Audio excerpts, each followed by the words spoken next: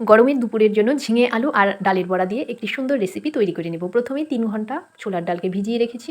ডাল ভিজে যাওয়ার পর একটি মিক্সি জারের মধ্যে ডাল আর 2টো কাঁচা লঙ্কা নিয়ে ভালো করে পেস্ট করে নিলাম। তারপর পেস্টটা একটা বাটির মধ্যে নিয়ে নিলাম।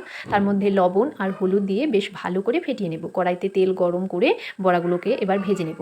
বড়াগুলো ভাজা হয়ে যাওয়ার পর একটি প্লেটে তুলে রাখবো। আবারও কড়াইতে তেল দিয়ে ফোড়নে একটি তেজপাতা, একটি শুকনো লঙ্কা আর হাফ চামচ পরিমাণ গোটা জিরে দিয়ে একটু ভেজে নেব। ফোড়ন ভাজা হয়ে যাওয়ার পর একটি টমেটো কুচি দিয়ে দিব। টমেটোটাকেও একটু ভেজে নেব। তারপর লম্বা লম্বা করে আলু কেটে নিয়েছি, সেই আলুগুলোকে দিয়ে একটু ভালো করে ভেজে নিতে হবে। আলু ভাজা হয়ে যাওয়ার পর একটি ঝিঙেকে একটু লম্বা টুকরো করে কেটে নিয়েছি, সেই ঝিঙে দিয়ে দিলাম। ঝিঙেটাকেও হালকা একটু ভেজে নেব।